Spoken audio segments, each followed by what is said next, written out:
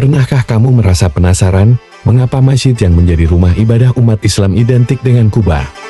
Bahkan di Indonesia pun sebagian besar masjid pasti memiliki kubah di atapnya.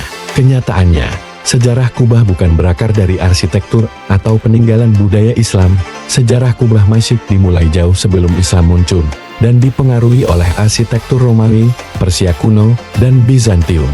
Kubah pertama kali digunakan dalam arsitektur Romawi dan Persia kuno sebagai elemen struktural untuk menciptakan ruang luas tanpa tiang penyangga. Ketika Islam berkembang pada abad ke-7, arsitektur kubah mulai diadaptasi oleh para arsitek muslim untuk membangun masjid. Mengutip dari arsip Detikado, kata kubah mulanya berasal dari bahasa Latin, yaitu domus yang artinya rumah. Selanjutnya, orang-orang Arab menyebut kubah sebagai koba, atau kubah yang diambil dari bahasa Suriah, yang berarti bangunan setengah lingkaran. Dilansir dari buku Sejarah Ibadah karya Syahruddin El-Fiqi, arsitektur kubah masjid pertama kali digunakan pada abad ke-7. Masjid yang pertama kalinya menggunakan arsitektur kubah ialah Masjid Qubat As-Sahra.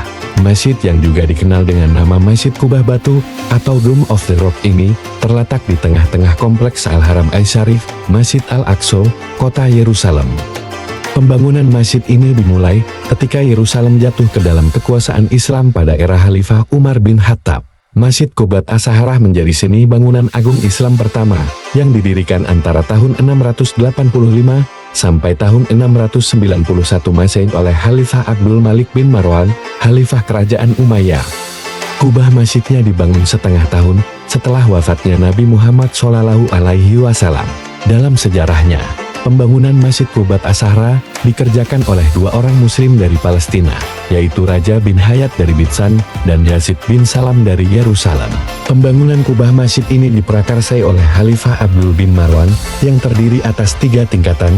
Tingkatan pertama dan kedua tingginya mencapai 35,3 meter, sementara secara keseluruhan, tinggi masjid itu mencapai 39,3 meter. Bentuk kubah Masjid Qubat As-Sahra banyak dipengaruhi oleh arsitektur Bizantium. Di bawah kubah tersebut, terdapat batu suci yang disebut Sahra Muqaddasah sebagai saksi Nabi Muhammad SAW melakukan Mi'raj. Kubah masjid juga dipengaruhi oleh arsitektur Hagia Sophia yang berada di Konstantinopel atau sekarang Istanbul. Kubah masjid tersebut dibangun pada abad ke-6 Masehi.